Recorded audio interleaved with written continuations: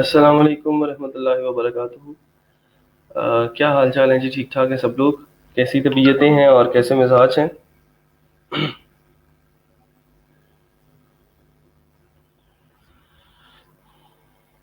और कल क्या किया था? कल हमने क्या चीज़ें डिस्कस की थी, याद करवा दें ज़रा। अल्हम्दुलिल्लाह जी, मैं ठीक ठाक हूँ, करम है अल्लाह का शुक्र। और आप लोगों की दुआएं।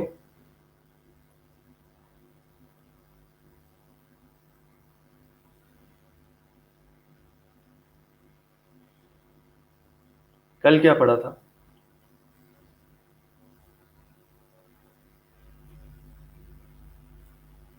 हाँ, सी एस एस डिस्कस की थी, ठीक है, गुड। अच्छा, सी एस एस में कुछ चीज़ें थी जो हमने इम्पोर्टेंट चीज़ें डिस्कस की हैं, और थोड़ा सा अगर मुझे आप लोग बता दें कि वो क्या होती हैं। सबसे पहले मुझे ये बताएं कि इंटरनल सीएसएस क्या होती है। What is internal CSS?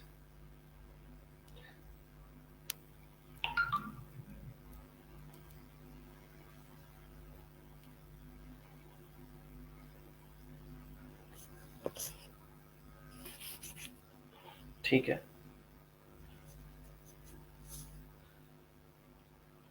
अल्हम्दुलिल्लाह जी, मैं भी ठीक ठाक हूँ, करम है अल्लाह का। इंटरनल सीएसएस के बारे में पहले बात करते हैं, फिर उसके बाद हम आज की कुछ प्रॉपर्टीज़ हैं जो जिनका मेथड हम कल सीख चुके हैं कि वो प्रॉपर्टी लगती कैसे है। पहले हम किसी एलिमेंट को टारगेट करते हैं, एचटीएमएल के एलिमेंट को टारगेट करते हैं आईडी के जरिए। क्लास आज इंशाल्लाह पढ़ेंगे हम।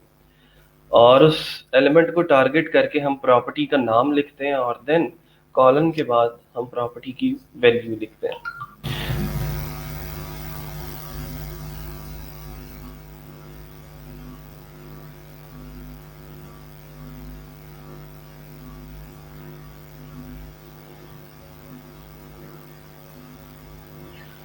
सर, जो उसी सबलाइन फाइल में H1 या जिसको भी लगे स्टाइलिंग नहीं, मैंने बोला है इंटरनल सीएसएस। मैंने इनलाइन सीएसएस नहीं बोला जो आप H1 की बात कर रहे हो। किसी टैग के अंदर जाके आप लगाते हो तो फिर उसको हम इनलाइन सीएसएस बोलते हैं। That is not called internal CSS.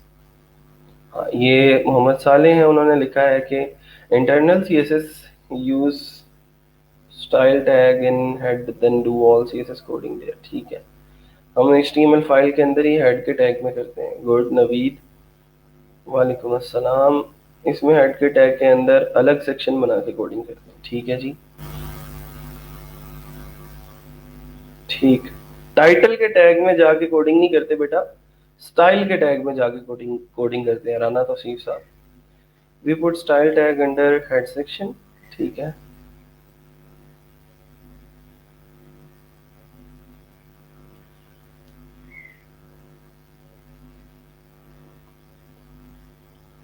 ठीक है।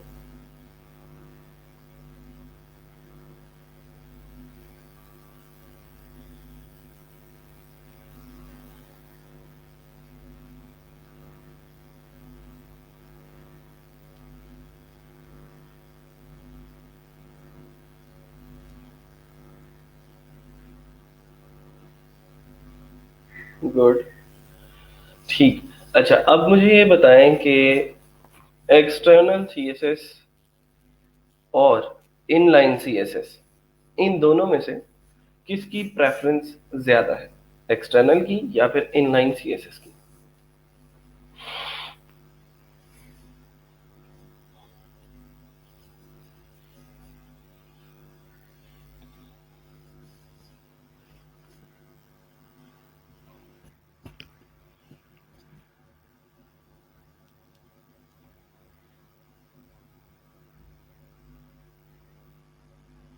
हाँ जी, डिव आज पढ़ेंगे इंशाल्लाह। अभी डिव की बारी नहीं आई।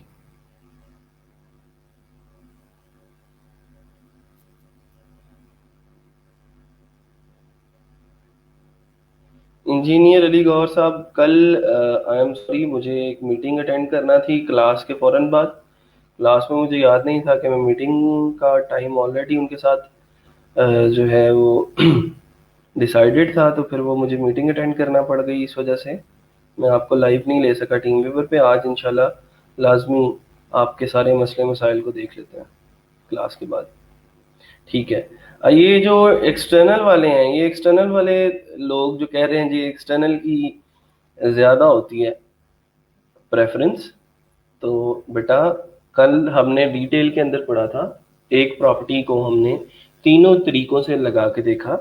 इनलाइन में भी सेम प्रॉपर्टी लगाई, कलर की, कलर ब्लैक कर दिया, इंटरनल में रेड कर दिया, एक्सटर्नल में ब्लू कर दिया, तो उसका कलर जो है वो एट द एंड ब्लैक हुआ। क्यों? क्योंकि वो इनलाइन लिखा गया था। तो सबसे ज़्यादा प्रेफरेंस है इनलाइन की, और उससे कम प्रेफरेंस है एक्सटर्नल इंटरनल की, और सबसे कम प्रेफरेंस है एक्सटर्नल की। लेकिन इस प्रेफरेंस को हम चेंज भी कर सकते हैं। एक ऑपरेटर यूज होता है जिसको हम नॉट इम्पॉर्टेंट या फिर आप एक्सक्लेमेशन का साइन जो यूज करते हैं, आज इंशाल्लाह उसको भी करते हैं। तो उसके जरिए हम प्रेफरेंस को चेंज कर सकते हैं। हम अपनी मर्जी से जो प्रॉपर्टी चाहें उसको हम ज्यादा प्रेफरेंस दे सकते हैं।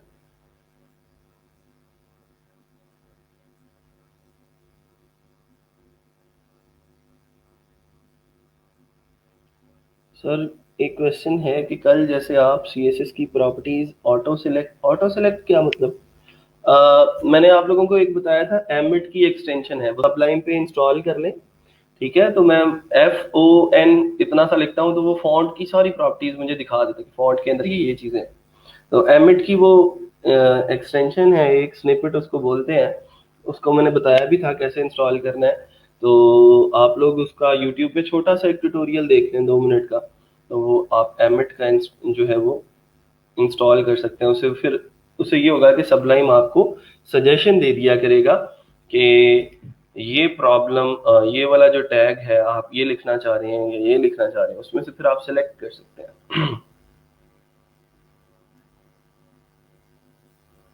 अच्छा जी।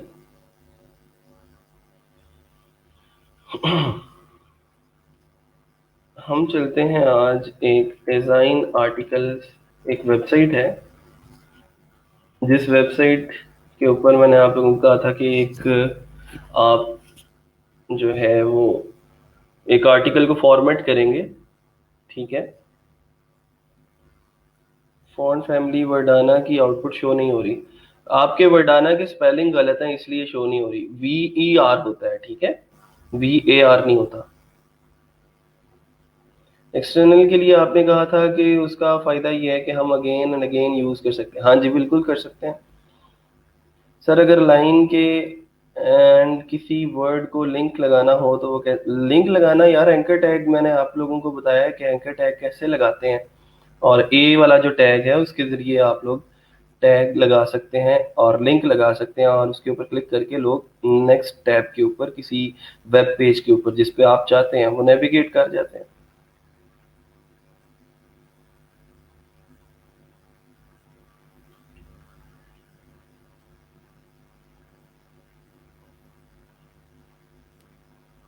चले, मैं यहाँ पे कुछ लिखता हूँ, लेट सपोज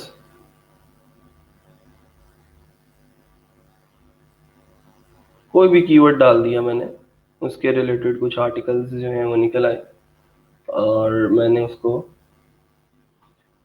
आर्टिकल को ओपन किया, देखते हैं कैसा आर्टिकल है।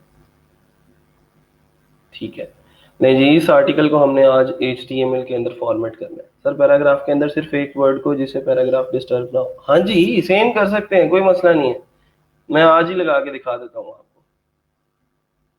पैराग्राफ क्यों डिस्टर्ब होगा भाई? लिंक लगाने से पैराग्राफ को कोई मसला नहीं होगा। हाँ जी, CSS इंटरनल एक्सटर्नल बनाना ज्यादा बेटर है। मैं एक नई फाइल क्रिएट कर रहा हूँ।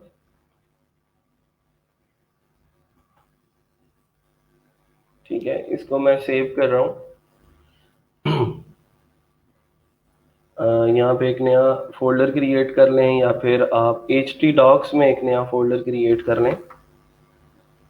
न्यू फोल्डर हम बना लेते हैं आर्टिकल के नाम से, ARTICLE, और उस फोल्डर के अंदर हम इस फाइल को रखते हैं health.html के नाम से।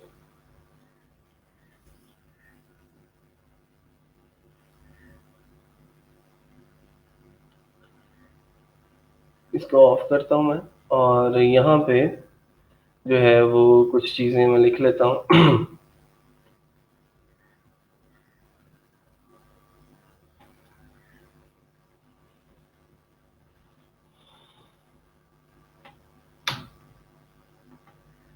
डॉक्यूमेंट, सबसे पहले तो आप लोगों को पता है कि ये जो इसका टाइटल है, इसको मैंने कॉपी किया और ये टाइटल वाले टैग के अंदर इसको लिख दिया।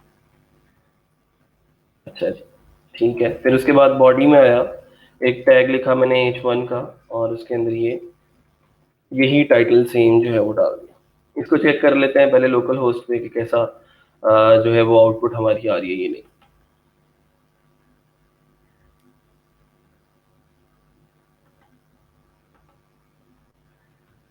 लोकल होस्ट स्लैश, फोल्डर का नाम था आर्टिकल,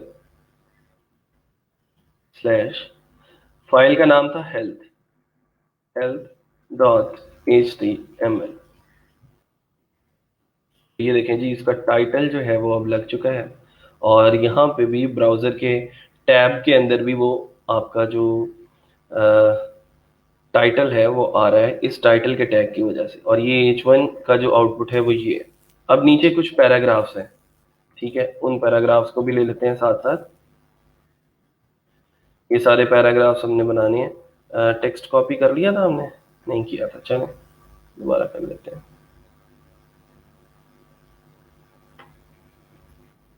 मैं इसको बॉडी के टैग के अंदर ही एक पी के टैग के अंदर इनक्लोज कर रहा हूँ।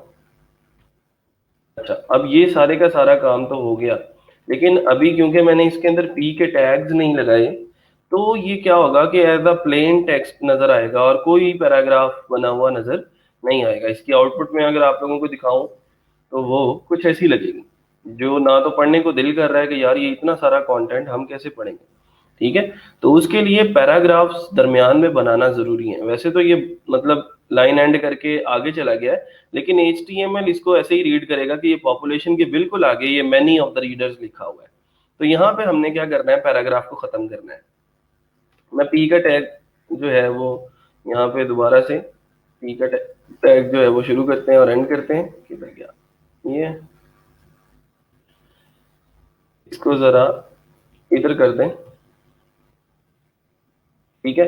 तो मतलब अब ये होगा कि ये पी का टैग यहाँ से शुरू हो रहा है और यहाँ पे एंड हो रहा है, और आगे से ये पी का टैग शुरू हो रहा है। अगर मैं इसी को कॉपी करके हर पैराग्राफ के एंड पे फेंकना शुरू कर दूं ना, तो ये मेरे पैराग्राफ्स बनते जाएंगे कि हर एक पैराग्राफ वहां से शुरू होगा और आगे एंड होता जाएगा। ये इनको हम वैसे बुलेट पॉइंट्स में भी लिख सकते हैं, वो भी अच्छी बात है, उसको कर लें। कि हमने देखा था कि बुलेट पॉइंट्स कैसे बनते हैं, यूएल का ओएल का टैग लगा के देखा था, तो आप लोग उसको वैसे भी मैनेज कर सकते हैं।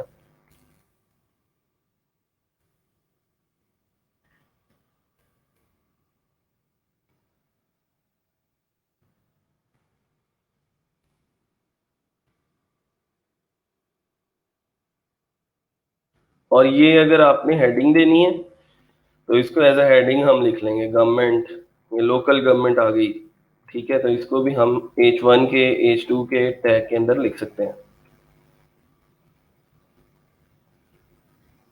नहीं जी, ये पैराग्राफ्स तकरीबन हमारे तैयार हैं,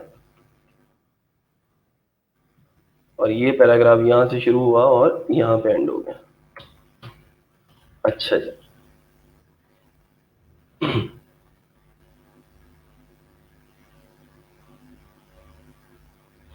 सर अगर टेक्स्ट के साथ वीडियो भी ऐड करने के लिए कौन सा टैग यूज करना पड़ेगा? वीडियो के लिए टैग होता है आई फ्रेम का, वो भी मैं आज बता देता हूँ।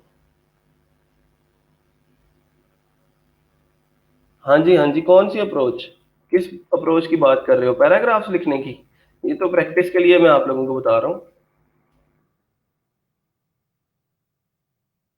अच्छा जी, ये देखें जी, कुछ पैराग्राफ्स बन गए हैं, और अब कुछ रीडेबल फॉर्म के अंदर ये डेटा आ गया। लेकिन अभी हमने इसको स्टाइलिंग करनी है और ज़्यादा, और इसकी जो है इसके अंदर इमेजेस वगैरह लगा के इसको हम और ज़्यादा जो है वो अ, खूबसूरत बना सकते हैं। जैसे मैं अगर बॉडी के टैग के अंदर जाता हूँ, बॉडी के अंदर मैं स्टाइल का टैग लिखता हूँ, इनलाइन CSS लगाने लगे, ठीक है। मैं करता हूँ जी, पहले मार्जिन लगाता हूँ इसको, मार्जिन माइनस राइट की प्रॉपर्टी लगाई, 250 पिक्सल्स का मार्जिन लगा दिया इधर से, अपनी जो है राइट से, तो इधर से लगेगा ये वाला मार्जिन। रिफ्रेश किया तो ये मार्जिन इधर से लग गया। मैं चाहता हूँ इधर से भी लगे ताकि ये टेक्स्ट दरमियान में आ जाए, तो क्या करूंगा मैं, मार्जिन माइनस लेफ्ट, उसको भी मैं 250 पिक्सल्स कर देता हूँ। नहीं जी, 250 पिक्सल्स का मार्जिन वो भी लगा दिया। नहीं जी, 250 पिक्सल्स का मार्जिन इधर से भी लग गया। उससे ये होगा कि चलो थोड़ा सा रीडेबल हो जाएगा। अच्छा, ये टेक्स्ट जो है वो देखें, थोड़ा सा आड़ा तिरछा, कोई लाइन पीछे खत्म हो जाती है, कोई आगे जाके खत्म होती है। तो अब जो है हमने ये करना है कि इसके लिए हमने कौन सी प्रॉपर्टी यूज करनी है, मुझे बताएं कि आपने अगर इस टेक्स्ट को बराबर चाहते हैं कि हर जगह पे खत्म हो, तो कौन सी प्रॉपर्टी यूज करते हैं? क्या बताया था मैंने?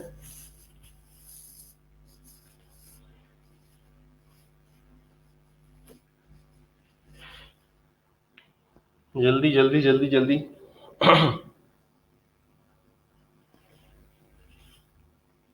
जस्टिफाई, जस्टिफाई तो चले वैल्यू है ना, प्रॉपर्टी कौन सी है? जस्टिफाई तो कर लिया, कलर को जस्टिफाई करेंगे, इसके किसको करेंगे ये भी बताएं। जस्टिफिकेशन तो वैल्यू है उसकी, मुझे प्रॉपर्टी का नाम चाहिए।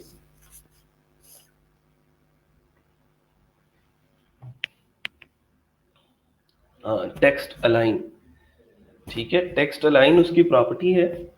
और टेक्स्ट अलाइन अकरम ने कहा है कि सेंटर करेंगे, ठीक है।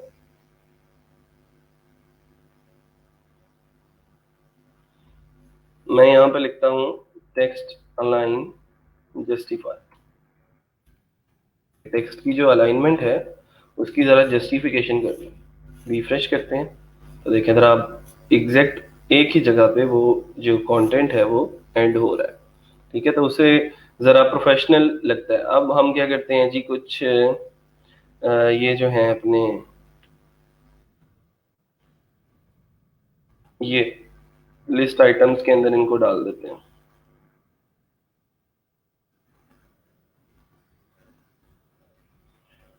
अगर मैं इसके लिए कंट्रोल एक्स करता हूँ, लिस्ट आइटम का टैग लगाया और इसके अंदर ओबेसिटी लिख दिया, तो देखते हैं क्या होता है। ठीक है जी, वो लिस्ट आइटम बन गई इसकी।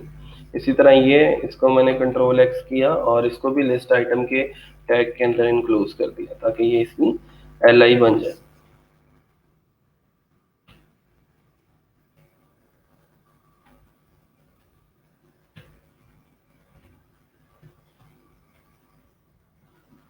ठीक है जी, ये भी हो गया। फिर नीचे चलते हैं जरा, तो ये हेडिंग्स हम इनकी बना सकते हैं। जैसे गवर्नमेंट है तो गवर्नमेंट को अगर हम H2 में लिख दें, क्योंकि एक हेडिंग हमने ऊपर H1 में लिख दी है, इसको हम H2 में लिख लेते हैं। इसी तरह लोकल गवर्नमेंट है, इसको भी H2 में लिखा। कोई भी आर्टिकल उठा लें, मैंने सिर्फ टेक्स्ट कॉपी किया है, आप इंटरनेट से कोई भी कॉपी कर लें, मैं सिर्फ आप लोगों को टैग्स बता रहा हूँ। आर्टिकल तो कोई भी चलेगा ना, ठीक है, इसकी टेंशन लेने की जरूरत नहीं है। अच्छा जी, इसको रिफ्रेश किया तो देखें जरा, ये गवर्नमेंट, लोकल लोकल कम्युनिटीज, इनकी हेडिंग्स जो हैं वो हमारे पास रेडी हैं। अच्छा, अब मैं ये चाहता हूँ कि इसके रिलेटेड कोई इमेजेस भी मेरे इस आर्टिकल के अंदर लग जाए। ठीक है, health issues of indigenous Australians a modern day, मैं यहाँ पे लिखता हूँ मेंटल हेल्थ। ठीक है, मेंटल हेल्थ के रिलेटेड मैं कोई इमेजेस जो हैं वो उठा लेता हूँ गूगल से, कोई भी, और उसको जो है वो मैं अपने आर्टिकल के अंदर एम्बेड कर लेता हूँ। जैसे ये वाला कोई इमेज है, इसको पहले मैं डाउनलोड करता हूँ अपने कंप्यूटर के अंदर, अगर हो जाए तो। हाँ, हो गया। ये मेरा इमेज जो है यहाँ पे डाउनलोड हो गया। अब मैंने इसको चाहूँ तो अपने कंप्यूटर से ही अपलोड कर दूँ, लेकिन मैं क्या करता हूँ, मेरी जो प्रैक्टिस है वो यही है कि मैं इस इमेज को इंटरनेट पे कहीं पे किसी भी वेबसाइट के ऊपर अपलोड करके उसका लिंक जो है वो लगाता हूँ सोर्स के अंदर। ठीक है, तो मैं ये पिक्चर उठाई और imager.com, जिसके बारे में हम पहले भी बात कर चुके हैं, वहां पे मैंने इसको ड्रॉप कर दिया। जैसे ही ड्रॉप करेंगे तो वो इमेज इस वेबसाइट के ऊपर अपलोड होगी और इसका एक लिंक हमें मिल जाएगा। जैसे ही वो कहेगा अपलोड कंप्लीट, तो मैं इस पिक्चर के ऊपर आके राइट क्लिक करूंगा और open image in new tab, new tab के अंदर ओपन करेंगे तो उस इमेज का यूआरएल हमें मिल जाएगा। हम उसको कॉपी करेंगे और अपने डॉक्यूमेंट के अंदर एम्बेड कर देंगे। जैसे ये H1 है, तो H1 के फौरन बाद मैं चाहता हूँ कि इमेज आ जाए, तो इमेज का टैग लगाया, उसके सोर्स के अंदर वो वाला इमेजर का जो लिंक था वो मैंने दे दिया, सेव किया इसको, वापस आए, अपना डॉक्यूमेंट चेक किया कि वो लग चुका है या नहीं, तो देखें जरा, थोड़ा सा बेहंगम सा लग रहा है। बेहंगम सा इसलिए लग रहा है क्योंकि ये यहाँ से आगे चला गया। इसके लिए मैं क्या कर सकता हूँ, इसके लिए हम जो है विथ लगा सकते हैं इसकी, इसकी जो विथ है वो 100% करनी है। अच्छा, विथ 100% लगा के चेक किया, तो अब देखें जरा, अब वो जितनी बॉडी की विथ थी उसने उसी विथ को 100% विथ को ही घेरा है, उससे बाहर जो है वो नहीं गया। यहाँ तक बात कंप्लीट है। किसी को कोई मसला, किसी को कोई कंफ्यूजन है तो आप लोग बता सकते हैं। सेम ऐसे ही हम आगे चलेंगे, कोई और इमेजेस अगर हम नजर आती, क्योंकि इमेजेस बड़ा रोल प्ले करती हैं हमारे जो हैं डॉक्यूमेंट की चीज़ों को देखने में, और डॉक्यूमेंट की जो लुक है, लुक एंड फील है, उसको देखने में। अच्छा जी, हम यहाँ पे लिखते हैं जी मेंटल हेल्थ। अगेन कोई और इमेज उठा लेते हैं।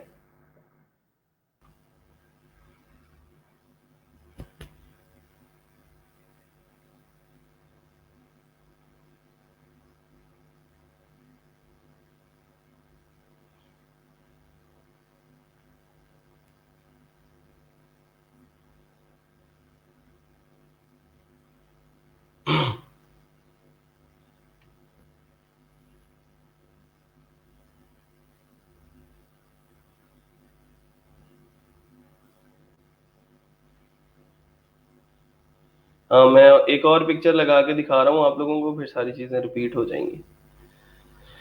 हम्म चलें जी, इस पिक्चर को उठाते हैं। उसने दिल का और दिमाग का एक कनेक्शन बनाया हुआ है। तो open image in new tab ऐसे कर लें। आप डायरेक्ट इसका भी लिंक लगा सकते हैं, लेकिन मैं नहीं चाहता कि किसी और वेबसाइट का लगे लिंक। इसको मैं सेव करता हूँ अपने कंप्यूटर के अंदर, और इसको भी हम अगेन वैसे ही इमेजर के ऊपर अपलोड करते हैं। इमेजेस का कॉपीराइट इशू होता है, उसके लिए क्या उसके लिए सोल्यूशन यही है कि बेटा आप अपने इमेजेस क्रिएट करो, कैनवा का प्रो अकाउंट आपके पास है, ठीक है। इस तरह का कोई मौका ही ना आने दो कि आप जो है वो कोई आपके कंटेंट के ऊपर एतराज करे, चाहे वो गिग्स लगाने की बात हो, चाहे वो गूगल के ऊपर इमेजेस को यूज करने की बात हो। आप हमेशा अपना कंटेंट यूज करें और क्रिएटिव कंटेंट जो है वो क्रिएट करें। कहीं पे भी इमेज का टैग यूज किया और मैंने इमेजर का वो लिंक जो था वो यहाँ पे लगा दिया, बस इतना सिंपल सा काम है। हाँ जी, लग सकता है फ़हीम, बिल्कुल लग सकता है। देखें, मैं आपको एक चीज़ क्लियर कर दूं कि प्रोग्रामिंग के अंदर, कोड के अंदर और वेब डेवलपमेंट के अंदर जो चीज़ आप सोच सकते हैं ना, वो आप बना सकते हैं।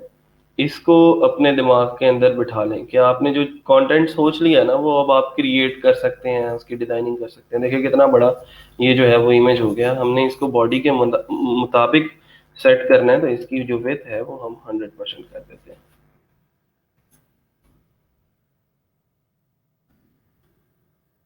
ठीक है, ये ठीक है जी। तो यहाँ तक चीज़ें क्लियर, आई थिंक सो।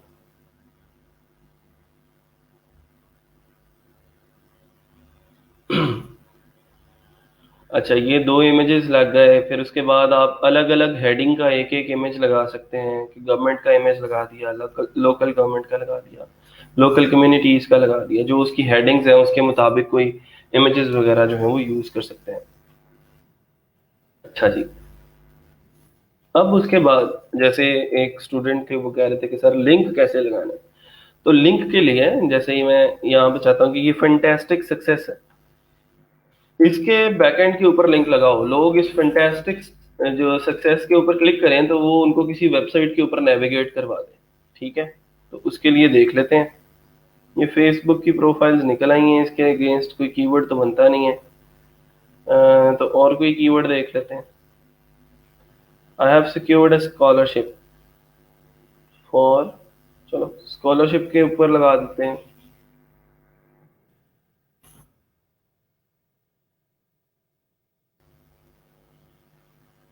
ये स्कॉलरशिप पोर्टल डॉट कॉम की कोई वेबसाइट है या एचईसी की वेबसाइट है।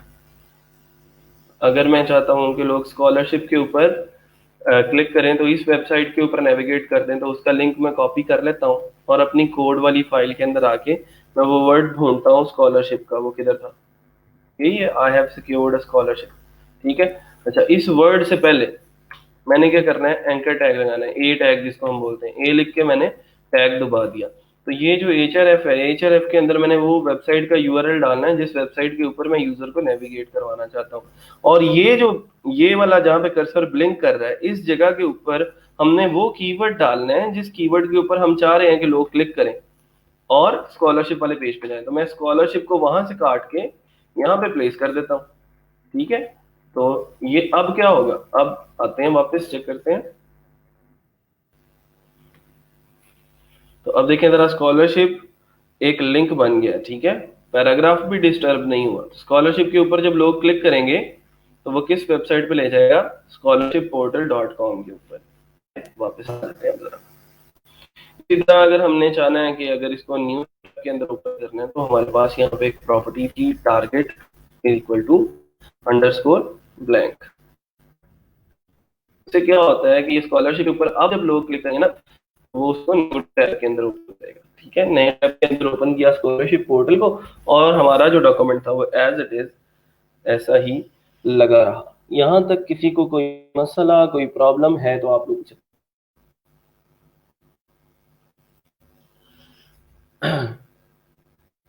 अच्छा सर, पिक क्लिक करें तो उससे रिलेटेड इंफॉर्मेशन ओपन हो जाए, ये भी हम ऑलरेडी क्लास के अंदर डिस्कस कर चुके हैं, लेकिन चलें फिर दोबारा से बता देता हूँ। मैं एक और पिक्चर जो है वो ढूंढता हूँ यहाँ से, हम गवर्नमेंट के रिलेटेड। ये जैसे हमारे पास ये गवर्नमेंट, ठीक है, मैं इस गवर्नमेंट के रिलेटेड कोई पिक्चर गूगल पर ढूंढ लेता हूँ।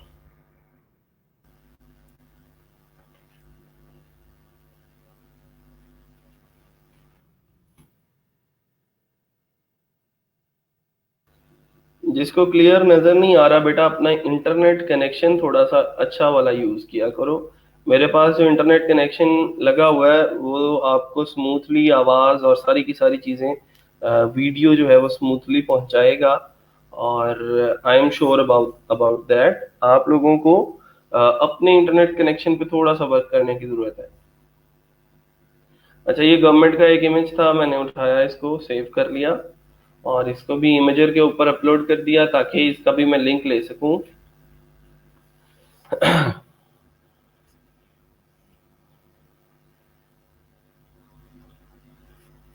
ठीक है जी। इसको राइट क्लिक करते हैं, open image in new tab. तो ये हमें इस पिक्चर का इमेज मिल गया, कॉपी किया, वापस इसके अंदर आए, गवर्नमेंट के बिल्कुल नीचे ये जो H2 यहाँ पे खत्म हो रहा है, इसके नीचे मैं इमेज का टैग लगाता हूँ। और इमेज का टैग लगाने से पहले हम ये चाहते हैं कि इस इमेज के ऊपर जब लोग क्लिक करें ना, तो वो गवर्नमेंट ऑफ अमेरिका या गवर्नमेंट ऑफ पाकिस्तान की वेबसाइट पे चले जाए। तो मैं एक एंकर टैग लगाता हूँ। यहाँ पे हमने लिखना होता था वो कीवर्ड जिसके ऊपर लोग क्लिक करते थे तो फला जगह पे चले जाते थे। तो मैं अब उस कीवर्ड की बजाय मैं चाहता हूँ एक इमेज हो, और इमेज के ऊपर क्लिक करके लोग पाकिस्तान डॉट कॉम पे जाएं। ठीक है। तो पाकिस्तान डॉट कॉम तो हमने यहाँ पे लिखना है क्योंकि उस वेबसाइट पे हम लोगों को लेके जाना चाहते हैं। लेकिन यहाँ पे हम वो चीज लिखा करते थे जिसके ऊपर क्लिक करवाना होता था। तो अब वो कोई टेक्स्ट तो है नहीं, अब वो है एक इमेज। तो इमेज लगाने के लिए हम क्या करते हैं, इमेज का टैग यूज करते हैं। तो इमेज का टैग यूज किया और उसके सोर्स के अंदर वो इमेज दे दिया जिसको हम यहाँ पे दिखाना चाहते हैं। अच्छा जी, इमेज लग गया। यहाँ पे आते हैं वापस, रिफ्रेश करते हैं तो ये देखें गवर्नमेंट के बिल्कुल नीचे एक इमेज जो है वो लग चुका है। इसकी विड्थ जो है वो हम कर देते हैं बराबर जरा।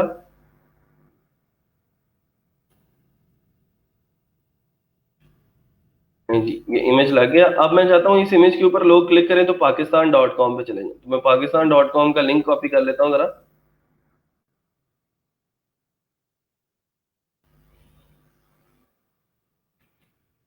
इसके href के अंदर हम pakistan.com वाला लिंक दे देते हैं।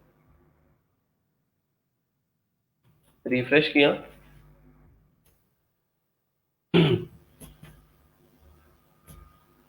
तो अब इसके ऊपर जब क्लिक करेंगे तो ये देखें pakistan.com पे नेविगेट कर जाएगा।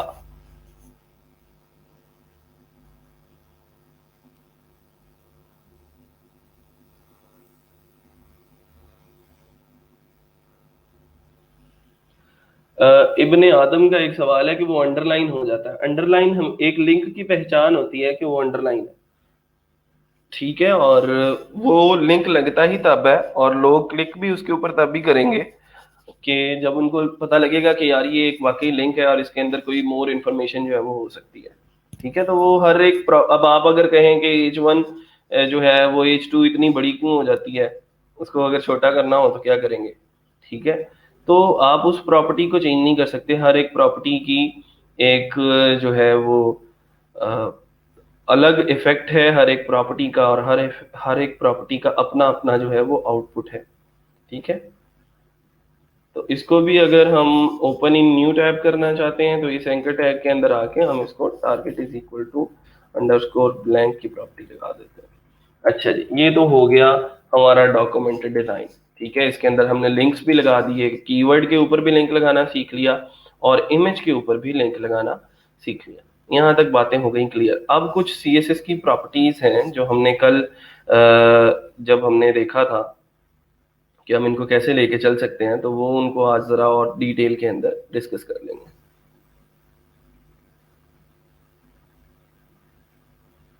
हाँ जी, ब्लिंकिंग इफेक्ट लग सकते हैं। एंकर टैग की कुछ CSS की प्रॉपर्टीज हैं, उनके अंदर हम जाके लगा सकते हैं। अच्छा जी, कल कुछ चीजें डिस्कस हुई थी सर। अगर टेक्स्ट साइज इंक्रीज करना हो तो प्लीज एक दफा बता दो। चलें जी, मैं बता देता हूँ।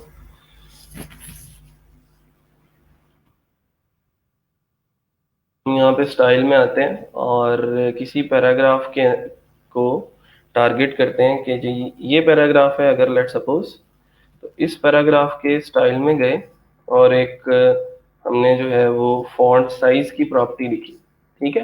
फॉन्ट साइज हम इसका चाहते हैं कि जी ये 50 पिक्सल्स हो जाए। अच्छा, चेक करते हैं कितना होता है 50 पिक्सल। पहले ये चेक कर लें कि कौन सा पैराग्राफ है। ये जो बुलेट पॉइंट्स लगे हैं उनसे ऊपर वाला पैराग्राफ है, तो ये वाला है, ठीक है। इसको रिफ्रेश करता हूँ मैं, तो देखें जरा उसने फॉन्ट साइज जो है वो उसका इंक्रीज कर दिया। दैट सिंपल, ठीक है। और क्या मुश्किल आ रही है?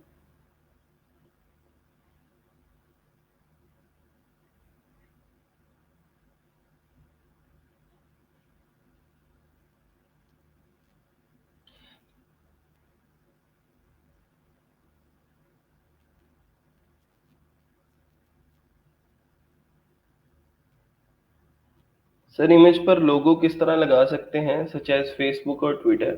canva.com आपके पास है, इमेज वहां पे अपलोड करें और उसके ऊपर अपना लोगो लगा दें, बस। करके दिखाऊं आपको?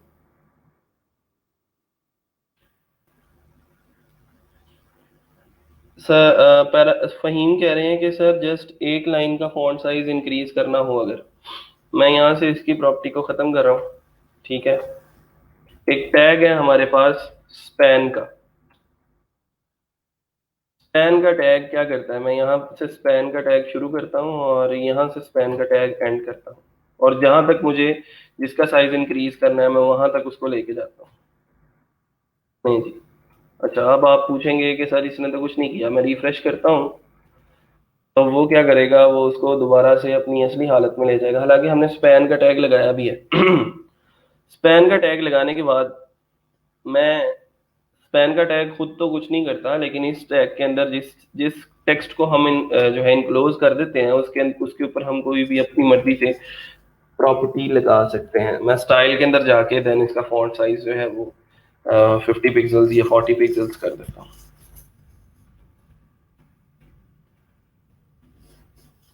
सिर्फ उस लाइन का जो टेक्स्ट है, पॉपुलेशंस तक किया था ना सिलेक्ट हमने, तो ये पॉपुलेशंस तक जितना सिलेक्ट किया, अगर आप चाहते हैं पॉपुलेशंस को इसके अंदर इंक्लूड नहीं करना तो इस पॉपुलेशन को कट करें यहाँ से, और यहाँ तक इश्यूज तक ले आए तो सिर्फ इश्यूज तक का जो साइज है वो इंक्रीज होगा। ठीक है, बाकी चीजें बंद रह जाएंगी। अच्छा जी, कैनवा के ऊपर काम कैसे करना है ये मैं बता चुका हूँ ऑलरेडी। ये मैंने गवर्नमेंट का जो लोगो था, गवर्नमेंट की जो थी ये पिक्चर, वो कैनवा के ऊपर अपलोड की।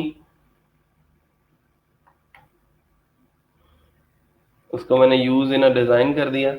मोहम्मद हमदान साजिद कह रहे हैं कि फिर स्पैन का क्या फायदा। स्पैन का फायदा बता दिया कि उसके अंदर हम किसी भी चीज को रैप अप करके उसको स्टाइल की कोई प्रॉपर्टी लगा सकते हैं।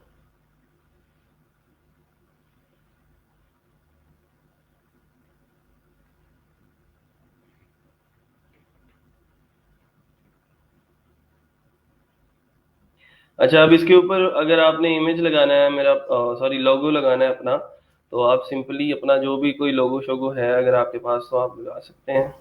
मेरे पास अब पता नहीं कोई लोगो पड़ा हुआ है कि नहीं।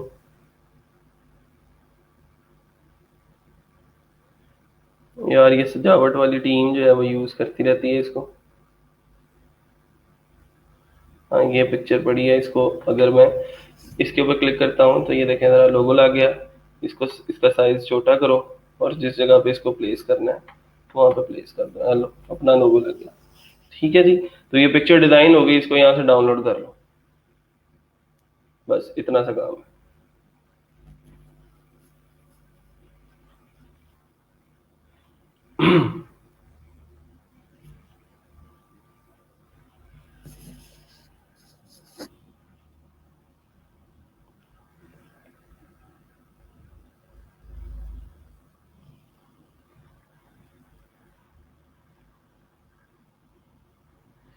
ठीक है जी, ये लोगो लग गया हमारा सजावट हाउस का इसके ऊपर।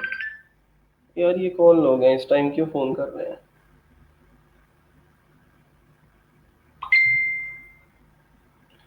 हाँ जी हो जाएगा, अल्लाह के बंदे, एंकर टेक्स्ट नहीं सिखाया तुझे? एंकर टेक्स्ट लगाओ इसके ऊपर, इस इमेज के ऊपर, सिंपल।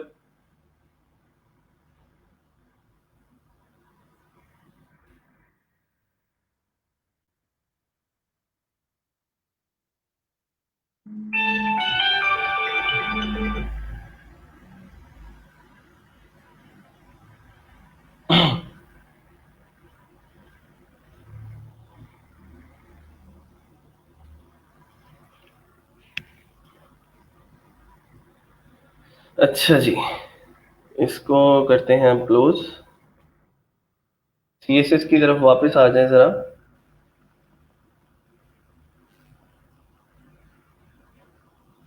और इसके ऊपर हमने कुछ चीज़ें पढ़ी थी कल। फॉन्ट साइज हम परसेंटेजेस के अंदर भी मैनेज कर सकते हैं। मैंने फॉन्ट साइज को पिक्सल में किया, आप लोग परसेंटेज में भी इसको लेके चल सकते हैं। ठीक है, फिर उसके बाद हमारे पास टेक्स्ट की कुछ और प्रॉपर्टीज हैं। जैसे अगर मैं अपने सबलाइन में आता हूँ, इसको हम जो है वो ख़त्म कर देते हैं। हमने इसको 40 पिक्सल्स नहीं देना, बड़ा भद्दा सा लगता है ये। ठीक है। अच्छा, अब कुछ सी एस एस की प्रॉपर्टीज डिस्कस कर लेते हैं और फिर उसके बाद हम आगे चलते हैं। एक प्रॉपर्टी है जी हमारे पास टेक्स्ट डेकोरेशन की, स्टाइल के टैग के अंदर लगेगी, हमेशा याद रखें। Style is equal to text minus decoration. ठीक है, इसकी कुछ चीजें हैं। ओवरलाइन कर सकते हैं। ओवरलाइन का मतलब ये होता है कि उसके ऊपर हम लाइन लगा सकते हैं। ठीक है, ओवरलाइन क्या करेगा कि टेक्स्ट के ऊपर लाइन लगा देगा, उतने टेक्स्ट के ऊपर लाइन लग जाएगी, ये देखें जरा। ठीक है, तो इश्यूज तक सिलेक्ट किया था स्पैन ने। ठीक है, और इश्यूज तक सिलेक्ट करके उसके ऊपर लाइन लगा दी। अगर मैं ओवरलाइन की बजाय इसको अंडरलाइन करना चाहता हूँ तो अंडरलाइन भी कर सकता हूँ कि नीचे लाइन लग जाए। नीचे लगा, लाइन लगा दी हमने। और फिर उसके बाद इसकी एक और वैल्यू होती है जिसको हम बोलते हैं लाइन थ्रू। ठीक है, लाइन थ्रू क्या करता है कि उस टेक्स्ट के ऊपर लाइन लगा देता है, मतलब वो काट देता है, जैसे कटा हुआ टेक्स्ट होता है ना। और जैसे मैंने आपको एग्जांपल दी थी कि वो जो है अपना सजावट डॉट हाउस के ऊपर प्राइस लिखी होती है कि इसकी एक्चुअल प्राइस इतनी है, लेकिन हम इसको जो है वो से डिस्काउंट के बाद इतने के अंदर सेल कर रहे हैं। चेक करते हैं जी उसको, ज़रा रिफ्रेश किया, अब देखिए उसने उस टेक्स्ट के ऊपर ही लाइन लगा दी है, ठीक है, उतना टेक्स्ट काट दिया उसने। यहाँ तक अगर किसी को कोई मसला है तो आप लोग बता सकते हैं।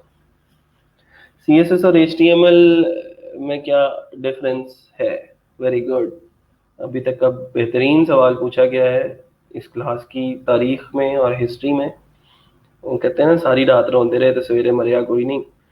तो वो हमारा हिसाब है कि अभी तक हमें CSS और HTML में डिफरेंस समझ में नहीं आया। ये मेरा ख्याल है कि क्लास के अंदर 36 दफ़ा ये चीज़ डिस्क्राइब हो चुकी है और तब से हम लोग इम्प्लीमेंट कर रहे हैं। जब मैं कहता हूँ ना कि साथ साथ चीज़ों को इम्प्लीमेंट करते जाया करो, तब आप लोगों का उस तरफ कोई ध्यान नहीं होता।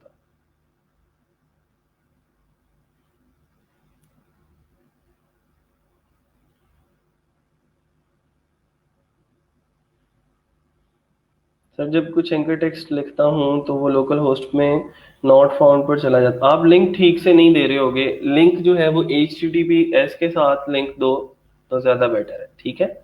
सर ये वर्ड डॉक्यूमेंट प्रॉपर्टीज मैं अपलोड कर दूंगा। ये जो प्रॉपर्टीज हम क्लास में डिस्कस कर रहे हैं और जितना भी कोड कर रहे हैं, मैं ये गिटहब के ऊपर अपलोड करके आप लोगों को इसका जो लिंक है वो मैं दे दूँ। सर CSS को एक्सटर्नल CSS में अप्लाई करा दें। अब CS जितने जैसे मर्जी करो, अब आपकी मर्जी है। ये लॉजिक कंट्रोल N करते हैं, हम एक नई फाइल क्रिएट करते हैं style.css की,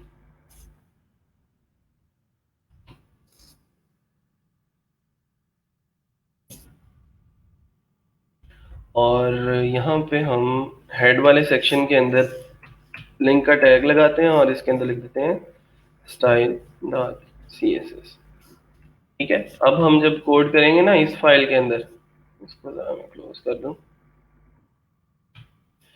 ये जो हमारी style.css है, इसके अंदर जब हम कोड करेंगे तो ये सारी की सारी चीज़ें, अब मैं जितने भी पैराग्राफ्स हैं उनको सारों को कॉल करता हूँ और उनकी जो फॉन्ट फैमिली है, फॉन्ट माइनस फैमिली, वो हम कर देते हैं। कौन कौन सी फॉन्ट फैमिली थी? एरियल है, पता नहीं इसमें एरियल चलती है कि नहीं, चलो चेक करते हैं।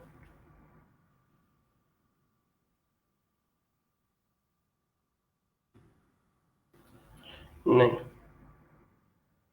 स्पेलिंग का कोई मसला है या जो भी है, वर्डाना किया तो यार टू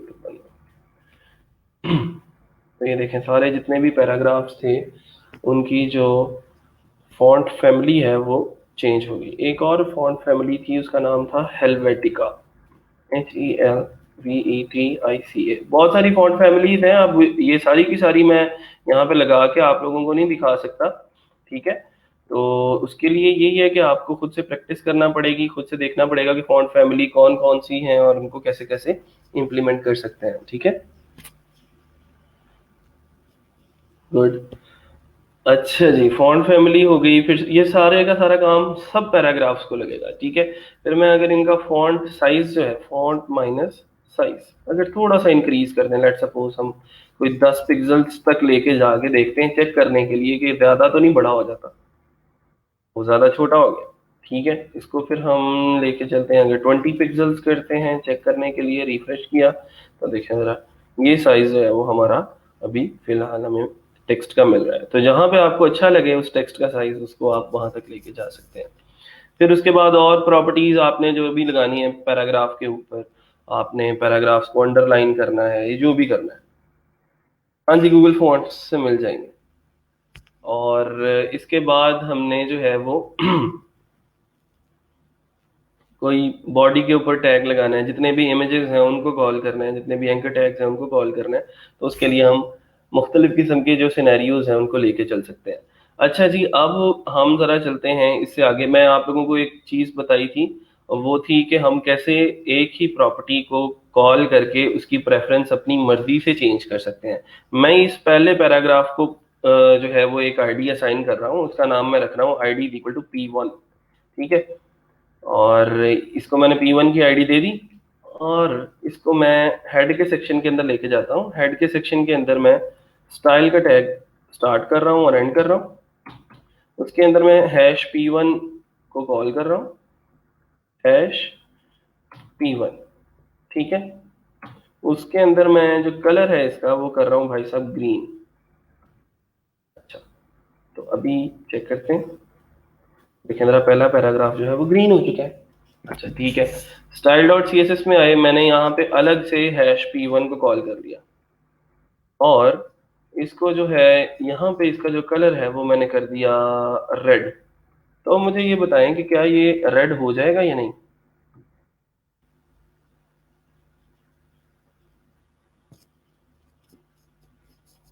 मैंने style dot C S S जो यूज की है एक्सटर्नल, उसके अंदर मैंने इसको रेड किया है और जो इंटरनल यूज किया है उसके अंदर मैंने इसको ग्रीन किया है। तो फाइनल आउटपुट क्या होगी हमारी।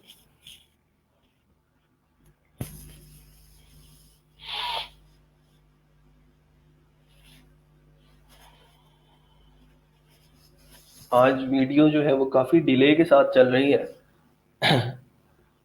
लेकिन चलें देखते हैं।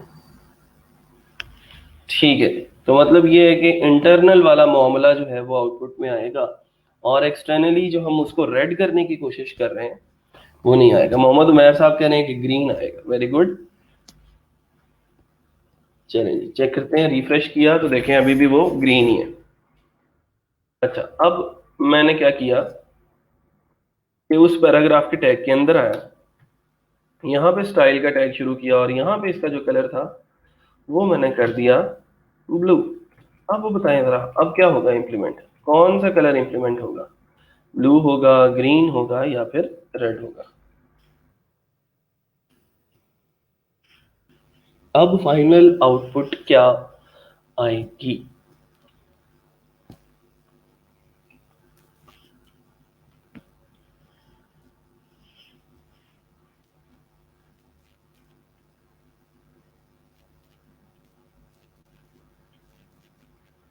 उमैर साहब कह रहे हैं ब्लू आएगा, बाकी सब लोग किधर है। ठीक है जी, ब्लू।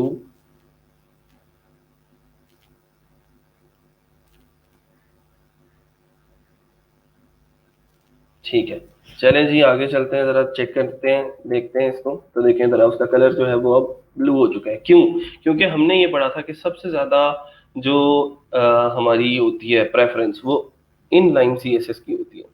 इनलाइन सीएसएस के बाद इंटरनल होता है और इंटरनल के फौरन बाद जो है वो एक्सटर्नल आता है एंड पे। लेकिन अगर मैं ये चाहता हूँ कि ये जो रेड है ये इंप्लीमेंट हो जो एक्सटर्नल के अंदर लिखा है और ये जो इनलाइन के अंदर या इंटरनल के अंदर लिखा हुआ है ये इंप्लीमेंट ना हो, तो मैं रेड के फौरन बाद एक्सक्लेमेशन का साइन लिखता हूँ और उसके आगे मैं इंपॉर्टेंट लिख देता हूँ। क्या लिख देता हूँ? इंपॉर्टेंट। ये जो टैग है नॉट इंपॉर्टेंट इसको बोलते हैं, लेकिन ये काम क्या करता है कि इंपॉर्टेंट कर देता है इस प्रॉपर्टी को और इसकी प्रेफरेंस सबसे ज्यादा बढ़ा देता है, चाहे वो एक्सटर्नल के अंदर क्यों ना लगी हुई हो। तो colour is equal to red किया और उसको नॉट इंपॉर्टेंट बोल दिया, तो इसकी अब प्रेफरेंस इससे भी ज्यादा हो गई और इससे भी ज्यादा हो गई। चेक करने के लिए कि ये रेड हुआ है या नहीं तो रिफ्रेश करते हैं और चेक करते हैं। तो देखें जरा, अब उसका कलर जो है वो रेड हो चुका है और जो हमारी एक्सटर्नल थी हमने उसको फोर्सफुली उसकी प्रेफरेंस को ज्यादा कर दिया। यहां तक किसी को कोई मसला है तो आप लोग पूछ सकते हैं। यही नॉट इम्पॉर्टेंट मैं अगर इंटरनल के साथ लगा देता ठीक है, ये वाला जो ग्रीन है इसके बाद में लगा देता हूँ नॉट इम्पॉर्टेंट, तो वो ग्रीन सबसे ज्यादा इंपॉर्टेंट हो जाएगी फिर। ठीक है, और ग्रीन वाला आउटपुट जो है वो इम्प्लीमेंट हो जाएगा। किसी को कोई प्रॉब्लम, किसी को कोई मसला है तो आप लोग बता सकते हैं। यहाँ तक किस किस ने चीजें इंप्लीमेंट की हैं, साथ साथ किस कौन कौन कोड करता है।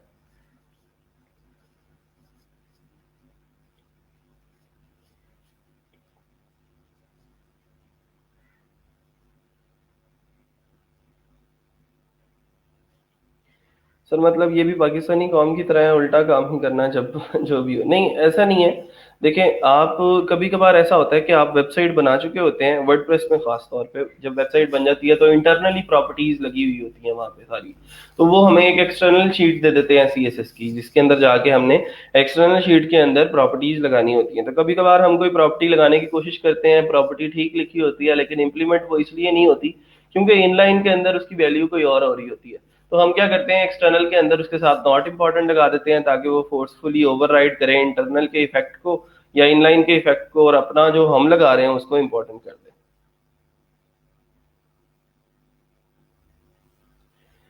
सर मैं कुछ लेक्चर नहीं ले सकी थी, अब क्या मैं वो रिकॉर्डेड लेक्चर सुन सकती हूँ? असल में मसला ये है कि आपके जो लेक्चर्स हैं वो डिलीट कर दिए जाते हैं, और ये जो लैब मैनेजर्स हैं ये टाइम टू टाइम जो पुराने रिकॉर्डेड लेक्चर्स हैं वो कुछ देर के लिए अपलोड करते हैं ग्रुप के अंदर। तो आप लोग अगर उनसे रब्ता कर रहे हैं तो ज़्यादा इजी हो जाएगा। आप लोग अपने फलां लेक्चर्स जो हैं वो किस डेट को अपलोड होने हैं वो उनसे पूछ सकते हैं।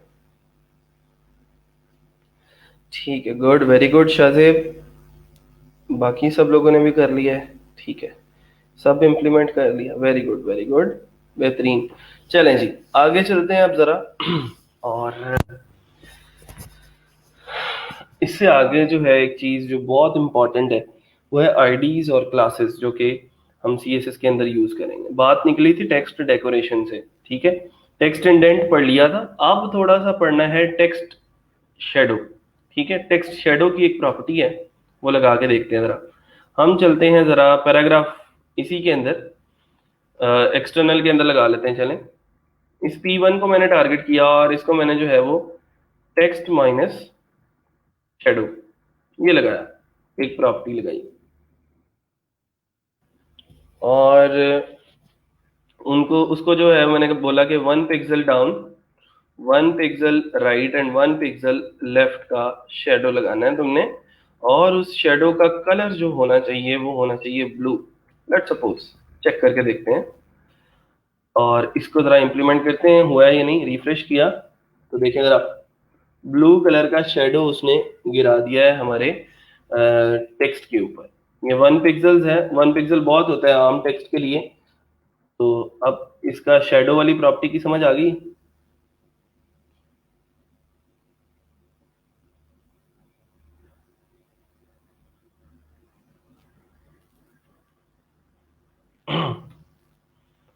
इसी तरह अगर आप सारे पैराग्राफ्स को लगाना चाहते हैं या फिर हेडिंग को किसी को लगाना चाहते हैं, आप सारी हेडिंग्स को कॉल करते हैं यहाँ पे, और इसको इसी प्रॉपर्टी को हम यहाँ पे लिखते हैं।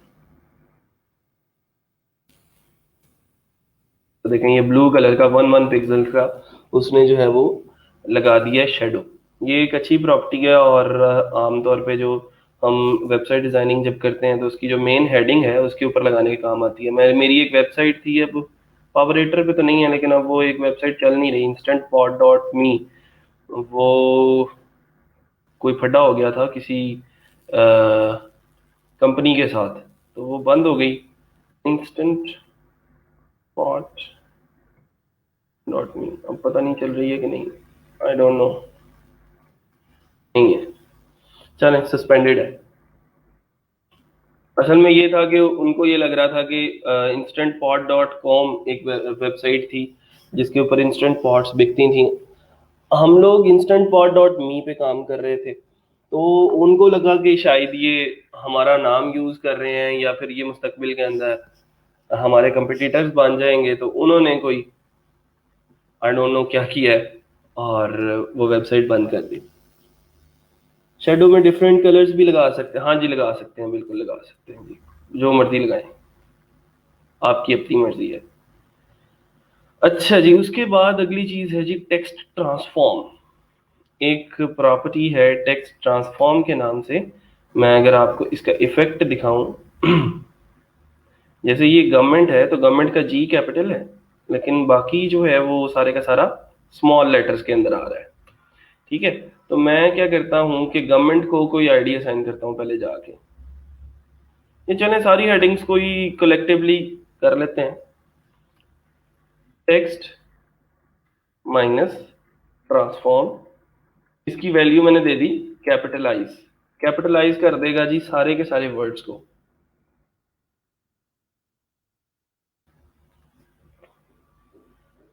लेकिन ये तो हमने H2 दिया था ना इसको, ठीक है, तो H2 को ये इम्प्लीमेंट होगा। हम यहाँ पे चलते हैं नीचे, H2 को कॉल करते हैं और इसको हम जो है वो ये टेक्स्ट ट्रांसफॉर्म की प्रॉपर्टी लगा देते हैं। पैराग्राफ्स को भी लगा सकते हैं, ठीक है। ये पैराग्राफ्स को जाके मैंने लगा दी है, चलिए इसको नहीं, हम एक ही पैराग्राफ को टारगेट करते हैं। इसके अंदर जाके हमने टेक्स्ट ट्रांसफॉर्म लगा दिया। तो देखें जरा उसने क्या किया, अब हर एक लेटर का हर एक वर्ड का जो पहला लेटर है वो कैपिटल कर दिया, इससे पहले ऐसा नहीं था। कैपिटलाइज की प्रॉपर्टी क्या करती है, मैं कंट्रोल एक्स करके दोबारा से चेक करवा देता हूँ। ये देखिए, एच छोटा है, वांटेड का डब्ल्यू छोटा है, टी का टू छोटा, टू का टी छोटा है, राइट का डब्ल्यू छोटा है। तो कैपिटलाइज क्या करेगा, कैपिटलाइज जो है हर एक वर्ड का जो पहला लेटर है उसको कैपिटल कर देगा। ठीक है। अब देखिए, मैं एक चीज बता सकता हूँ आप लोगों को, ये टेक्स्ट ट्रांसफॉर्म है उसकी कैपिटल। अब आपने क्या करना है, नेक्स्ट हर एक प्रॉपर्टी के साथ आपने जो सलूक करना है, आपने लिखना है गूगल पे, आपने जाना है और लिखना है text transform property C S in C S S. ठीक है। उसके आगे लिख दें W3 स्कूल्स। अब उस टेक्स्ट ट्रांसफॉर्म की जितनी आगे वैल्यूज हैं, जैसे कैपिटलाइज है, अपर केस है, लोअर केस है, नन है, तो ये आप लोगों ने अब प्रैक्टिस करनी है। देखें, कैपिटलाइज मैं हर एक प्रॉपर्टी की हर एक वैल्यू को जाके टारगेट कर नहीं सकता क्योंकि टाइम हमारे पास बहुत कम है, हमने और भी चीजें डिस्कस करनी है। ठीक है। अगर मैं इसको लोअर केस कर देता हूँ, लोअर केस करने से क्या होगा, चेक करने, सारे के सारे लोअर केस हो गए। इवन फोर का एफ भी जो है वो लोअर केस में चला गया। लोअर केस के बाद अपर केस कर रहे हैं तो सारे के सारे अपर केस में आ जाएंगे। तो अपर केस में सारे के सारे आ जाते हैं, जो इवन ये वाले जो बाद वाले लेटर्स होते हैं उनको भी वो अपर केस में कर देते हैं। कैपिटलाइज क्या करते हैं, हर एक वर्ड के पहले लेटर को कैपिटलाइज करते हैं। तो इसलिए अब आप लोगों को मैं थोड़ा सा ये काम कह रहा हूँ कि जो भी प्रॉपर्टी मैं अगर उसकी एक या दो वैल्यूज बताता हूँ, उसकी बाकी वैल्यूज आप लोग यहाँ से देख सकते हैं। CSS की प्रॉपर्टीज आप लोगों को मिल जाएंगी। अब ये देखें, उसने सारी की सारी चीजें इंप्लीमेंट करके दिखाई हैं जो हमने अभी की हैं, कि अपर केस होता है, लोअर केस होता है, कैपिटलाइज होता है। ट्राई इट योरसेल्फ में जाएंगे तो उसकी आउटपुट भी हमें सामने मिल जाएगी और उसकी उसके अंदर लाइव चेंजिंग कर सकते हैं हम। और ये अपर केस लगाया था पहले उसने, ठीक है, और उसने उसको क्या कर दिया, ये सारे का सारा जो टेक्स्ट है वो अपर केस के अंदर है, ये सारे का सारा टेक्स्ट लोअर केस के अंदर है, और ये वाला जो टेक्स्ट है ये कैपिटलाइज्ड है। इस प्रॉपर्टी को स्पैन के अंदर लगा के दिखा दें। ठीक है जी, लगा देते हैं। और टेक्स्ट ट्रांसफॉर्म है, इसको अगर हमने कोई भी टेक्स्ट है, लेट सपोज हमारे पास ये कन्वेंशनल विजडम का ये टेक्स्ट है, मैंने इसको टेक्स्ट किया और स्पैन का टैग शुरू किया, एंड किया, और उसके अंदर मैंने ये टेक्स्ट डाल दिया। ठीक है। अब मैंने उसके अंदर स्पैन के अंदर जाके मैंने इसको स्टाइल का टैग दिया, और स्टाइल के अंदर मैंने इसको बोला कि भाई साहब आप ऐसा करो कि टेक्स्ट ट्रांसफॉर्म हो जाओ, टेक्स्ट माइनस ट्रांसफॉर्म, और इसको मैंने कर दिया कैपिटलाइज या फिर लोअर केस या अपर केस कर देते हैं फिलहाल पहले हम इसको। ठीक है, सेमीकोलन लगाया लास्ट पे और रिफ्रेश किया। रिफ्रेश करने के बाद उस सेक्शन को फाइंड आउट कर लें जरा पहले, किधर है वो, ये देखें जी, कन्वेंशनल विजडम यही था। तो उतना हिस्सा जो है वो अपर केस के अंदर कन्वर्ट हो चुका है। अब आप इसकी वैल्यूज चेंज करें, लोअर केस में करें, कैपिटलाइज करें, अपर केस करें, अब आपकी अपनी मर्जी है। यहाँ तक किसी को कोई प्रॉब्लम, किसी को कोई मसला है तो आप लोग बता सकते हैं।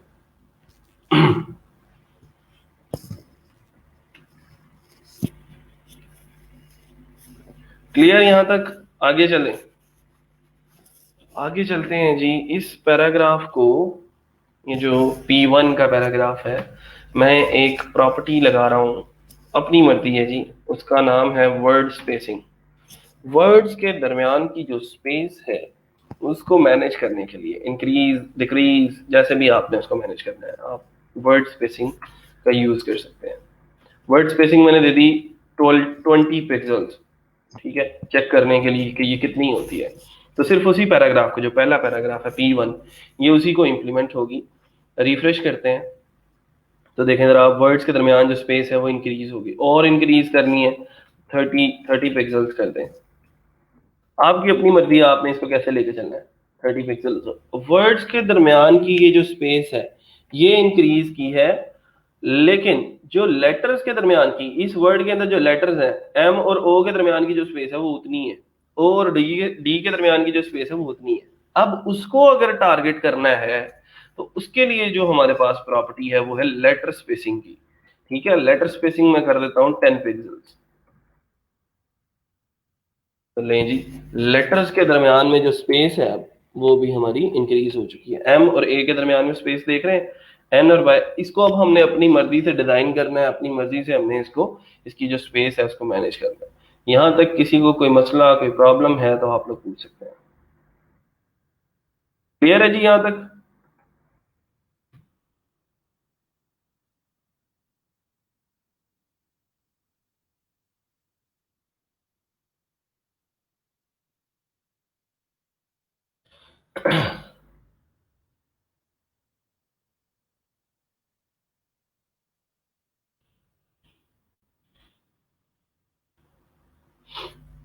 Okay, good, very good. अच्छा, अब हम चल रहे हैं जी, एक हमारे पास अगर हमने किसी पैराग्राफ को टारगेट करना हो और सिर्फ उसके जो है वो फर्स्ट लेटर को टारगेट करना हो, तो वो कैसे करेंगे हम? मैं एक पैराग्राफ बना लेता हूँ यहाँ पे। हमारे पास पैराग्राफ्स ऑलरेडी हैं, सिर्फ उनको हमने आईडीज असाइन करना है। तो ये एक पैराग्राफ है जो यहाँ से स्टार्ट हो रहा है, सेकंड पैराग्राफ। ठीक है, मैं इसको जाके एक आईडी असाइन कर देता हूँ। इंडेंटेशन का जरा ख्याल रख लीजिएगा। ID is equal to P2। ठीक है, P2 इसको मैंने असाइन की, style dot C S S में आया और मैंने इसको यहाँ से यहाँ पे कॉल कर दिया हैश P2 के नाम से।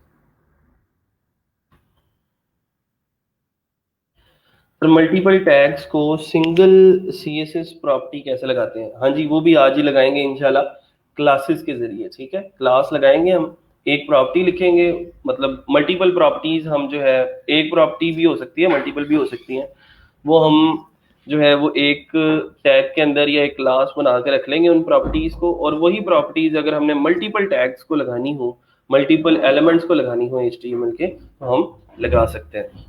तो पैराग्राफ टारगेट किया, सेकंड पैराग्राफ, और यहाँ पे हमने क्या किया, कॉलन लगा के, यहाँ पे कॉलन लगाया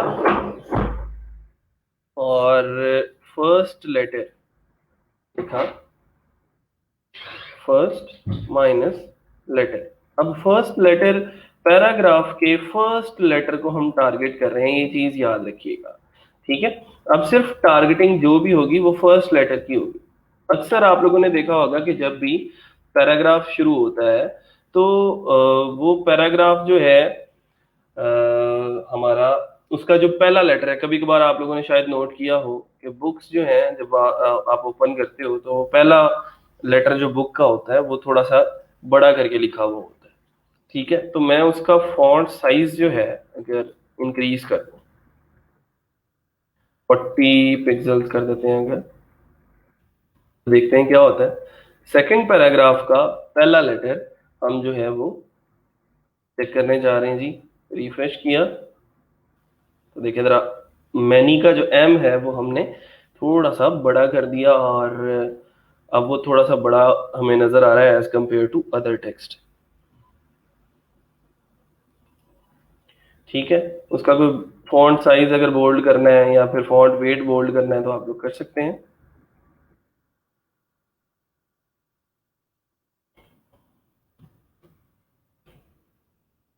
नहीं जी, अब वो फॉन्ट वेट जो है वो उसका एम का जो है वो भी बोल्ड हो गया। अब देखें, सिंपल हम इसी एम को टारगेट कर रहे हैं। और सेकंड मतलब आपका कहने का सिंपल मेरा ये है कि आप जिस एलिमेंट को चाहें HTML के अंदर टारगेट करें, उसको अपनी प्रॉपर्टीज लगाएं, अपनी मर्जी की प्रॉपर्टीज लगाएं, जैसे मर्जी मैनेज करें उसको। और सिर्फ आपको पता होना चाहिए कि मैंने ये काम करना कैसे है। ठीक है, तो ये प्रॉपर्टीज, ये टैग्स आप लोगों की नज़र से एक दफ़ा गुजर जाएंगे तो चीज़ें समझ में आना शुरू हो जाएंगी। जब आप इसको इम्प्लीमेंट करेंगे तो और चीज़ें क्लियर हो जाएंगी।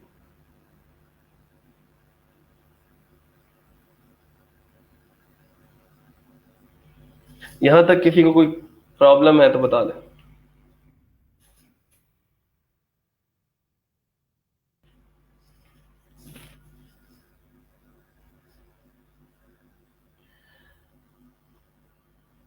मैंने एक पैराग्राफ को टारगेट किया है, मैं दोबारा से रिपीट कर रहा हूँ। ये सेकंड पैराग्राफ था जो यहाँ से शुरू हो रहा था और यहाँ पे एंड हो रहा था। ठीक है, उसको मैंने आईडी असाइन की P2 की। P2 की आईडी असाइन करने के बाद मैंने उसको यहाँ पे कॉल किया और फर्स्ट लेटर को टारगेट किया, और फर्स्ट लेटर कैसे टारगेट करना है, P2 को टारगेट करते ही कॉलन लगाना है और फर्स्ट लेटर लिख देना, फर्स्ट माइनस लेटर टारगेट करके उस फर्स्ट लेटर को जो भी प्रॉपर्टीज आपने लगानी है वो आप लोग यहाँ पे लिख सकते हैं, एंड दैट्स ऑल।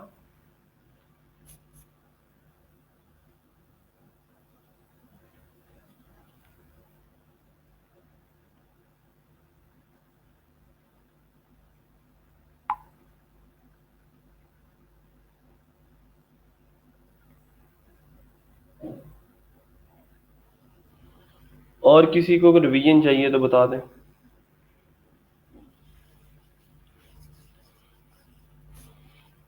हाँ जी अकरम, बिल्कुल, आप यहाँ पे स्टाइल का टैग नहीं लगाना, ये तो इसकी एक्सटेंशन ही style dot C S S है।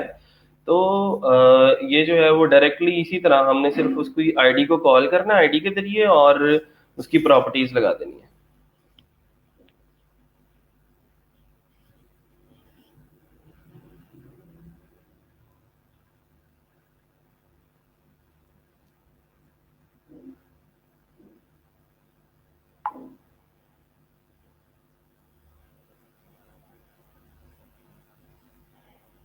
हाँ जी कैपिटल है, जो मर्जी प्रॉपर्टी लगाएं उसको, जैसे मर्जी करें आप।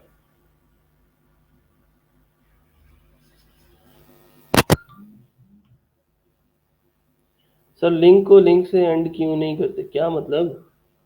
अच्छा, लिंक का टैग, मैंने आपको बताया था कि जो लिंक का टैग है या इमेज का टैग है, जिस टैग के अंदर टेक्स्ट रैप नहीं होता ना, उसको एंड करने की जरूरत नहीं होती। जैसे आपको इमेज का टैग नजर आता है, इमेज कहाँ लगाया हमने, ये लगाया ना इमेज, तो ये इमेज का टैग है, इसके अंदर देखो कहीं पे टेक्स्ट लिखा है हमने, ये H1 का था तो इसके अंदर ये टेक्स्ट लिखा था, इस वजह से इस H1 के टैग को स्टार्ट किया और एंड किया इसकी हदबंदी करने के लिए कि यहाँ तक काम करना है। लेकिन एच ये जो हमारा इमेज का टैग है इसके अंदर कोई टेक्स्ट यूज नहीं होता, लिंक का टैग है इसके अंदर कोई टेक्स्ट यूज नहीं होता, इस वजह से इसको बंद करने की जरूरत नहीं पड़ती।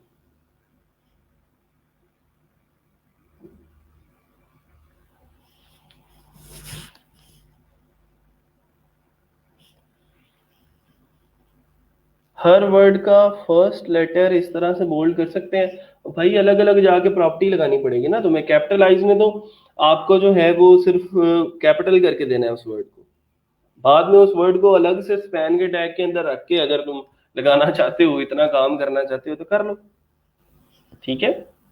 कर सब कुछ ही कर सकते हैं, लेकिन बात यह कि करना वो है जो चीज अच्छी लगती है, जो चीज सूट करती है, जिसका तुक बनता है, उस काम को करना है। बाकी जिस जो चीजें अच्छी नहीं लग रही हमें स्टाइलिंग के अंदर, वो हम क्यों इम्प्लीमेंट करें।